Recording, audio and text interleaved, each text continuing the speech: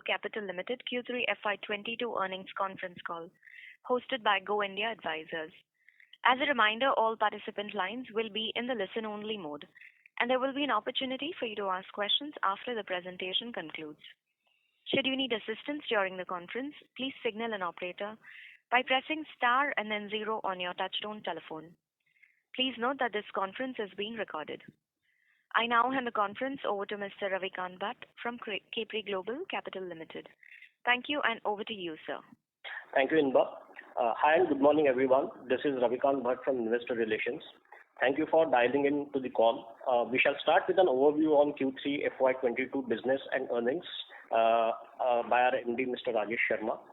Thereafter, we shall have the Q&A. I now request Mr. Sharma to share the opening remarks. Yeah, good morning and hearty welcome to everyone on the call. For much of the last 2 years, discussions on earning calls have revolved on and around the effect of COVID pandemic and the ongoing or waning COVID waves. We experienced the Delta wave in the opening 2 months of the financial year and had hoped a third wave, if it occurred, would be milder than the second wave. I am sure you are relieved just as we are on the third wave turning out to be shorter and less impactful compared to the earlier 2 waves. In the 10 states and union territories where we operate our MSME retail and construction finance business, active COVID cases have continued to register a steep drop and fresh infections have also declined sharply. The state governments have also announced an end to the restrictions put in place at the start of the third wave. With this, daily activities have fast returned to normalcy. At Capri, we tackled the third wave in the 6-week period between the last week of December 21 to first week of Feb 22 through a flexible work plan with the mandated work from home and need-based work from office. Our field sales operations were barely disrupted, and business in the month of Jan and Feb 22 indicates we are continuing to maintain the momentum and on the track to deliver over 22% year-on-year growth in the AUM in FY22. As you are aware, the board of Capri Global approved the Q3 FY22 results on Saturday, 12 February 2022. I hope you had an opportunity to go through the investor presentation. Let me now present a quick overview of business during the Q3 FY22. MSME, the growth in MSME was robust with nearly 30% of incremental disbursals happening in the segment. The robust 9% sequential AUM growth is indicative of the growth potential for the portfolio in H2 FY22. Although the segment currently contributes the highest to the restructured portfolio in NPAs, we remain optimistic about new business while being watchful of legacy assets. Affordable housing, the housing finance segment has also delivered a robust growth momentum during the quarter.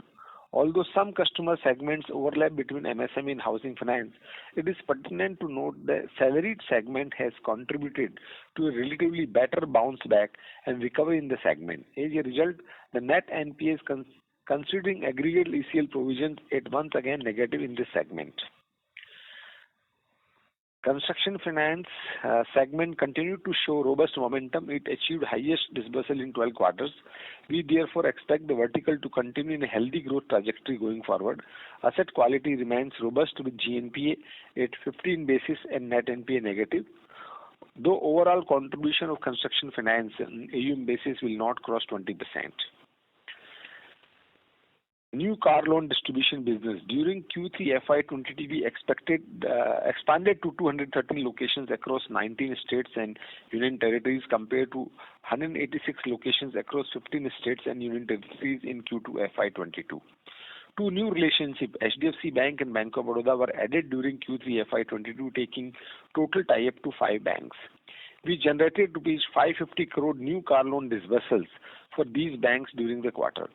This was 60% higher quarter on quarter. The total disbursal originated in 9-month FY22 stood at rupees 950 crores. I am happy to share this business broken even in October 2021. Co-lending model. In December 2021, we entered into co-lending arrangements with the State Bank of India, nation's largest commercial bank, and Union Bank of India, the 6th largest public sector bank, for the co-origination of MSME loans. Under the arrangement, State Bank of India and Union Bank have initially sanctioned an aggregate amount of rupees 850 crore rupees for lending, of which CGCL shall retain 20% on its balance sheet. We have kick-started this channel and made a small start. We expect it to gain strong momentum in the next 6 months.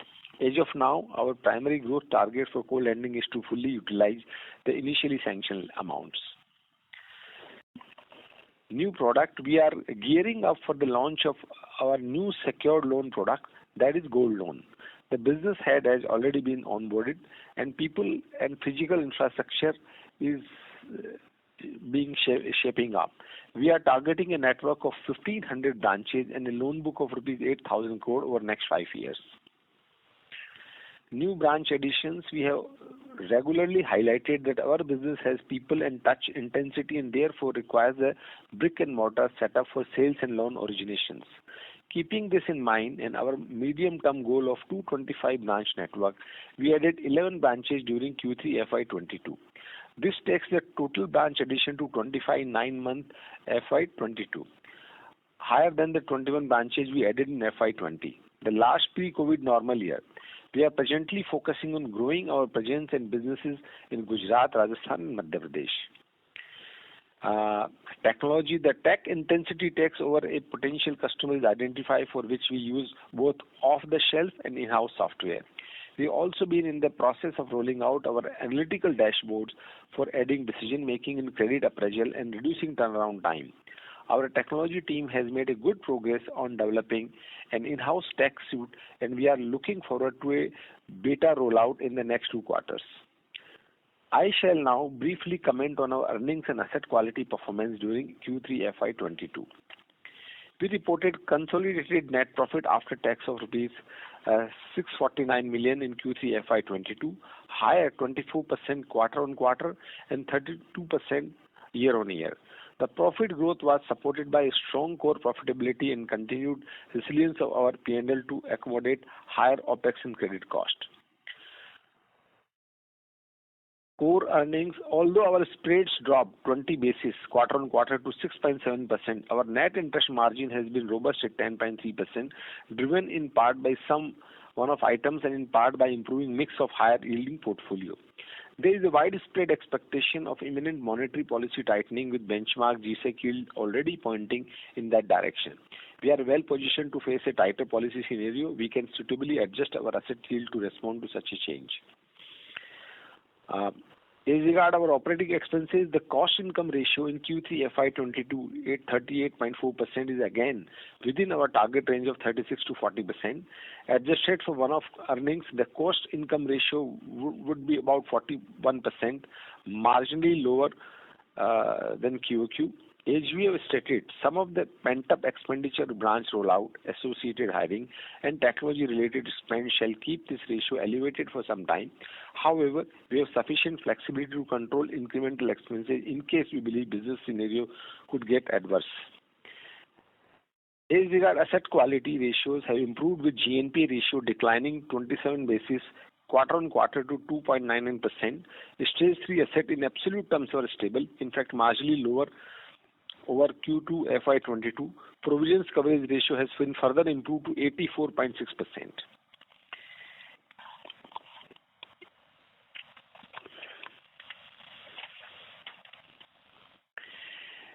If you talk about our collection efficiency, it has improved in MSME from 93.1% last quarter to 96.2% in this quarter. In home loan, it has improved from 93.8% to 98.4%. In conclusion, I would like to reiterate that our growth theme focused on secured urban retail lending is on a sound footing. It shall soon be complemented by revenue streams from recently launched and soon to be launched product. We remain committed to expanding leverage through organic route and deliver mid-teen ROE to our shareholders over medium term. With that, I conclude my opening remarks. We shall now take questions. Thank you very much, sir. Ladies and gentlemen, we'll now begin the question and answer session. Anyone who wishes to ask a question may press star and 1 on their touchtone telephone.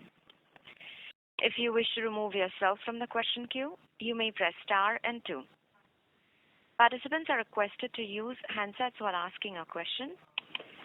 Anyone who has a question may enter star and one. Ladies and gentlemen, we will wait for a moment while the question queue assembles. Our first question is from the line of Mayank from InCred. Please go ahead. Yeah. Hi. Good morning, sir. Thanks for the detailed discussion. Firstly, my question is on rising interest rate. Basically, I have two questions on it.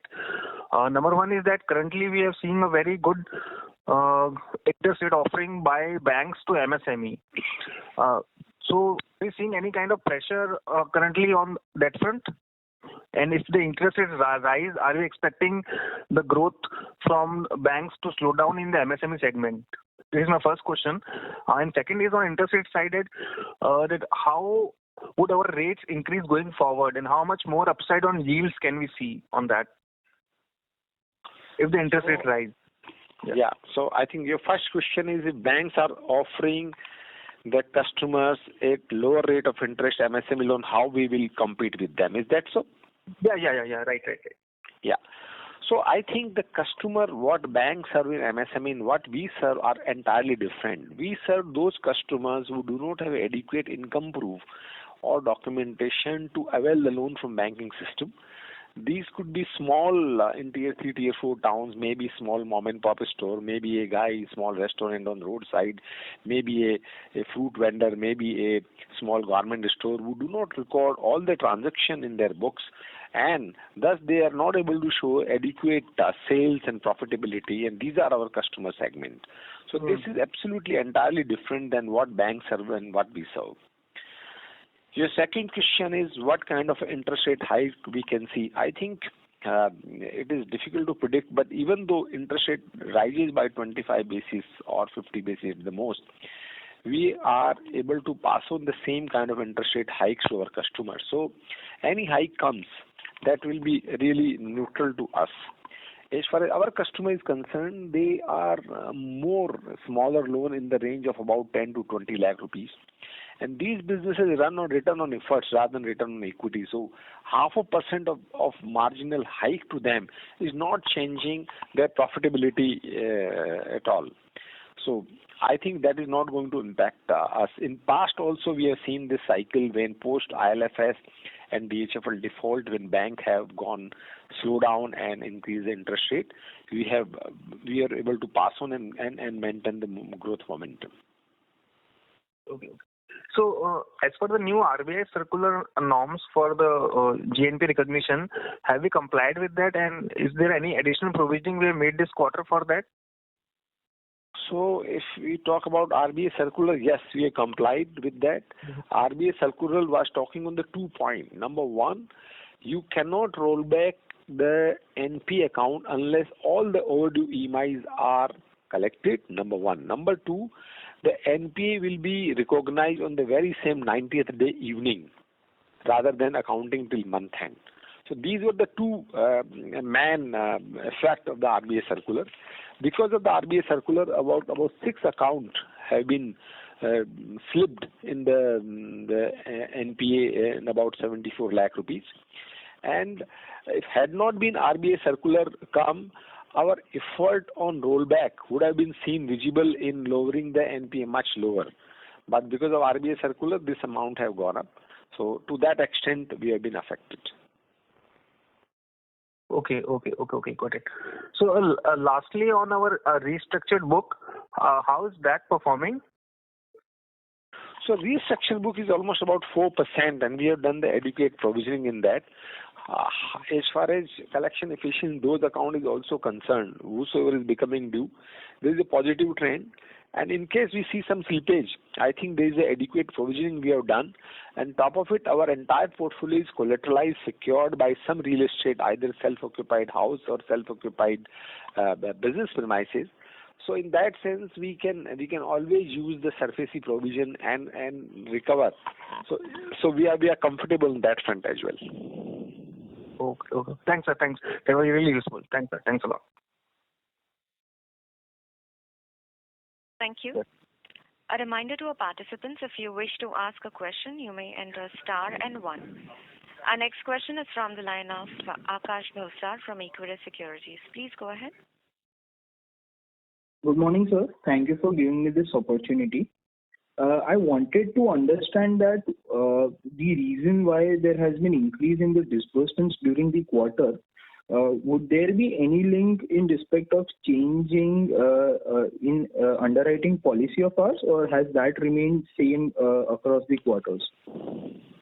So underwriting policy have remained the change. As we have stated earlier that we are going to aim for a growth of between 20 to 27%, and in that direction, we have added more physical branches, more people on the ground, and that is the result of taking all these steps that we are able to be on the stated path of the growth, and that is absolutely as per the strategy and the budget.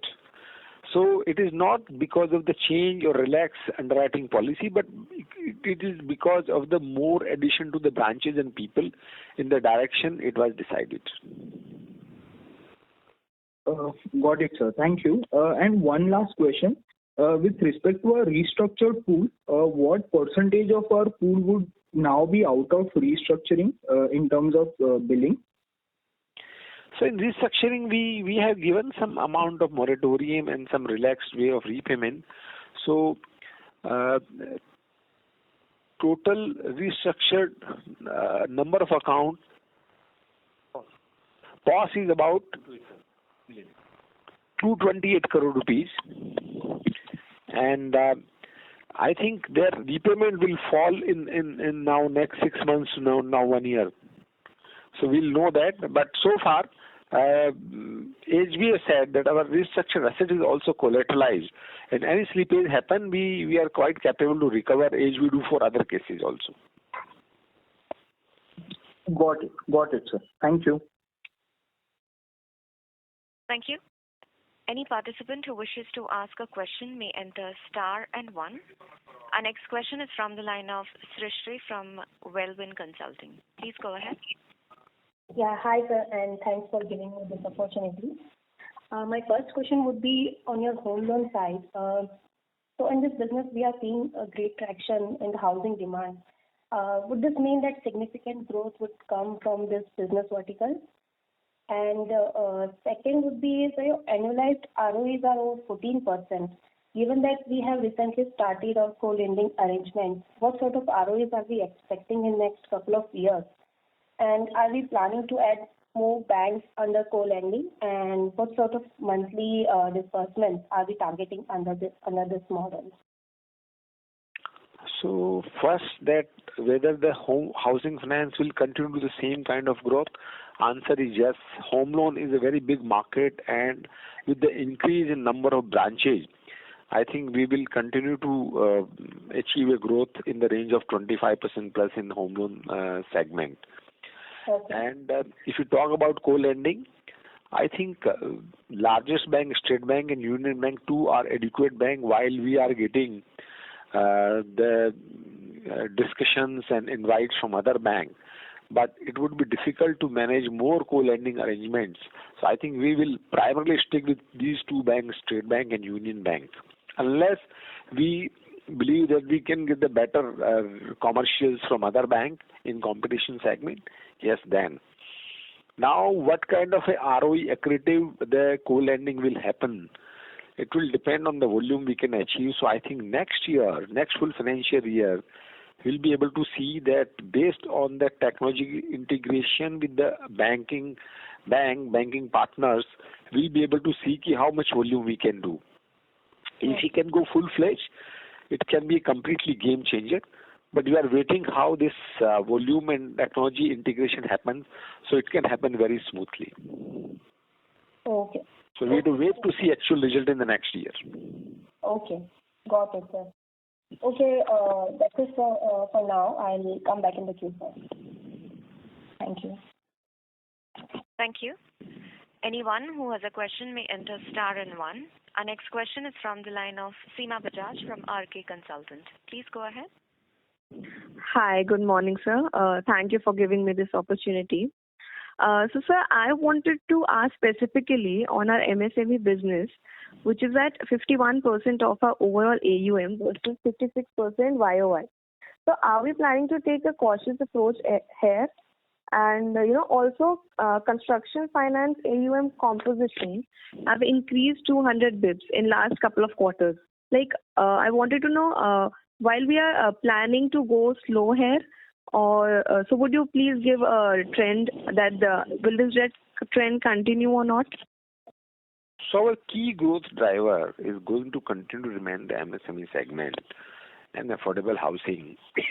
They will contribute 50% and affordable housing 25% plus. If you talk about construction finance, we'll continue to grow and keep it in overall book basis about 20%. And even though in some quarter it can show little bit growth, but overall on the year-on-year basis, it will remain well within 20% range, and that is we will not let it go. Our 80% book we want to continue to remain focused on the retail side.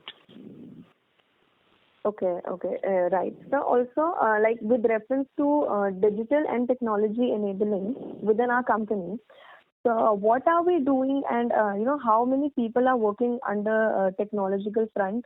Also, how to plan to enhance these resources? How are you planning on that?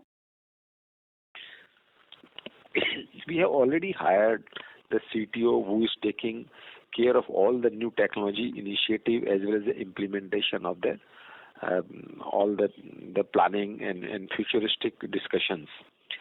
So about 20 people already there in technology team. Besides the normal, they are separate. There is a team which takes care of the day-to-day, which we say they take care of the hardware and other requirement. But if the hardcore technology team is concerned, there are about 20 people, which includes the engineers and programmers and coders and all that. Plus, we have about 6 people's team in the data science and analytics, which is helping us on the pinpointed decision making in terms of aligning and navigating our underwriting and other collection decisioning.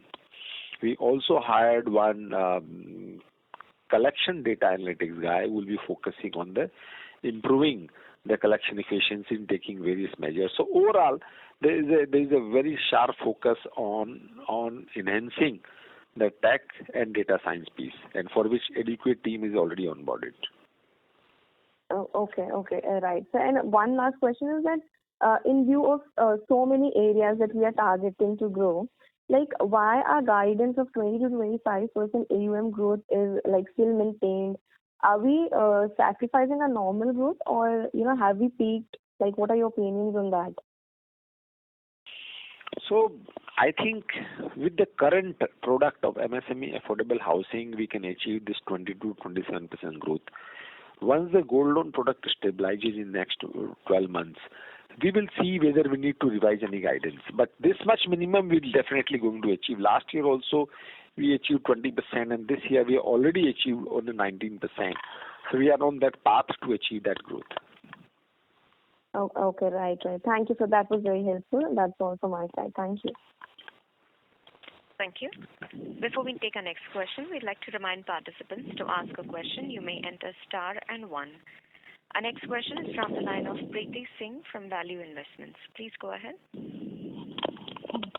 Hi, good morning. Sir, I just wanted to ask about venturing into gold finance business, and that we're targeting 80 billion over the next 5 years. What all geographies are we targeting when we open 1,500 branches for this business? And what would our AUM product mix look like in the next few years? If you talk about the gold loan, if you see the majority of competition, Muthoot and Manappuram are south-based companies, while they have their presence in north and west as well. But if you see, there's a lot of scope exists in the north and western Indian markets, and also our MSME affordable housing business is also in that segment. So our gold loan branches presence is going to be in Delhi, NCR, Rajasthan, Madhya Pradesh, Gujarat and Maharashtra. And that is the area where our 1,500 branches will be positioned. And we feel there's an adequate opportunity exists to create that kind of a book in this region as well as in this space. Okay. And what about the AUM product mix in the next few years? You are talking overall or you're talking about gold Yeah, loan? overall. So overall, if we achieve by 2025 or 26, we are trying to achieve a book of about 25,000 crore, and in that about 8,000 crore is going to be the gold loan, about 4,000 is going to be about 4 to 5,000 going to be construction finance, and about 9,000 crore is going to be MSME. About 4,000 crore is going to be home loan. This is what we are targeting. Okay, thank you so much. And my next question is on the car loan distribution. What are our plans for growing this business? Like, who are we looking to tie up with, and any with more banks for growth? Any more banks for growth? So we already tied up with the 5 banks, which include Union Bank, Bank of Baroda, Indian Overseas Bank, HDFC Bank, and Yes Bank. And this is a product where we are not lending. This is a purely using our own infrastructure and presence to generate a fee income. And you will be happy to know that we already achieved a volume of 200 crore car loan origination in the month of December. So I think this way we intend to later also add the mortgage loan co-origination as well, home loan, where the interest rate are in the range of 7.5-8% salaried customer. So this is going to be purely fee income business, leveraging our branch network, leveraging our understanding, and leveraging our association relationship with the banking. Okay, so got it. And so out of the 15 crore fees that we've made in this quarter, what is the cost, and how will the cost increase when it scales up, and how much can we scale up?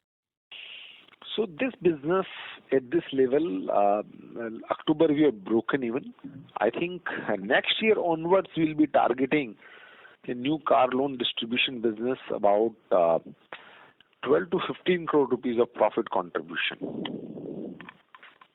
Okay, got it. Thank you. That's it from my side for now. Thank you. Thank you. Any participant who wishes to ask a question may enter star and 1. Our next question is from the line of Srishti from Wellwin Consulting. Please go ahead. Yeah, hi sir. Thanks for taking me again. My question would be, what are the economics of co-lending and what needs to be done to ramp it up?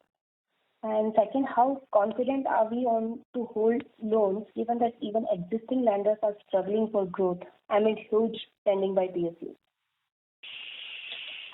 So if you talk about the advantage of co-lending, it will be that without capital we can increase our book because we will be continue doing what we are doing.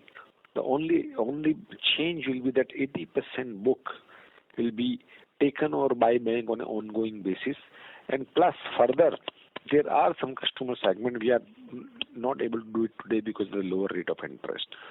Now with the State Bank and Union Bank being our partner, we can further go down interest rate in those co-origination loans, and that can improve our productivity and offerings. So if the co-lending takes up in a full-fledged basis, then in future we will not require any capital, and it will be very highly ROE accretive.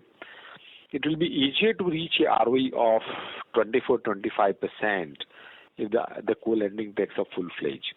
But we are watching in the next year, and we are very confident with the focus of banking system and government that the NBFC should do the more lending towards co-lending so that everything is catered, and it is a partnership between a bank of low-cost fund versus the low-cost operation and good collection efficiency of NBFC. So it's a good combination, and we are quite excited about it. This year, we are hoping that we should do about 75 to 100 crore, and the next year, once that this technology integration happens, the volume can be much higher. Okay. And so what happens to our NPAs in co-lending? Do we have to bear this proportionately? Yes. So it will be true participation from the banks. But so it is a 20-80 arrangement. So NP happen, 20% credit cost will come to us, 80% will go to them in the same proportion. Okay. And sir, what happens? Questions regarding gold loan. Sorry, you're saying something? No, sir. You continue. Yeah. So as regards gold loan, you said there's a adequate competition, and even existing players is not able to grow. But I believe in northern investment segment, this is our niche as far as presence is concerned. And second, we understand the customers who don't have adequate income proof.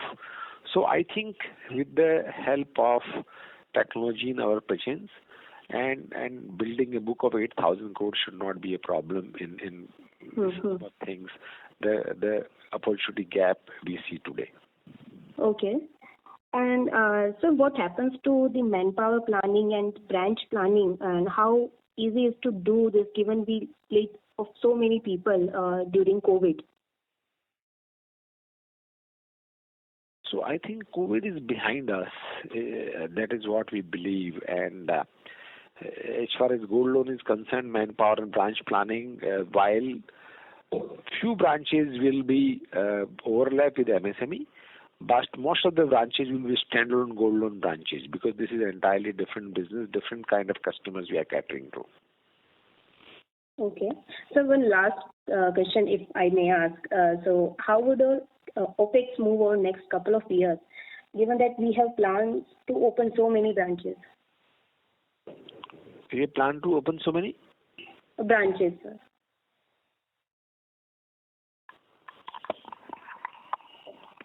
So I think operating expenses. Capital investment. If you talk about gold loan, the first year capital investment will be in the range of about 25 crore, and next FY24 will be out in the range of 60 crore rupees. Okay. Okay, I think that's sufficient. And that's all from my side, sir. Thank you so much for your time, sir. Thanks. Thank you. As there are no further questions from the participants, I would now like to hand the floor back to Mr. Sharma for closing comments. Over to you, sir. Yes. So thank you all for joining this call. As we have said, we continue to grow on the path of secured lending, growing our MSME book, home loan book, and in that continuation, we added another secured. We are going to add another secured product of gold loan. And we are quite confident, as you see, year after year, our ROE is improving, our cost-to-income ratio is coming down, our NPA in the worst time of COVID have been remain in control, despite that courts have passed the order not to take any SARFAESI action, which have now been relaxed, hoping that this year, coming year, not only we will show a sharp rollback and in the NPAs, but our growth momentum will also be maintained. And we have adequate capital adequacy. We have good banking relationship. We have a strong track record of repayment. And I think collectively with this, we are on the path to achieve our stated growth of 20 to 27%. And we hope to achieve 14% plus ROE in the coming year along with all these developments. So thank you so much. All of you, please stay safe, stay healthy. Thank you. Thank you.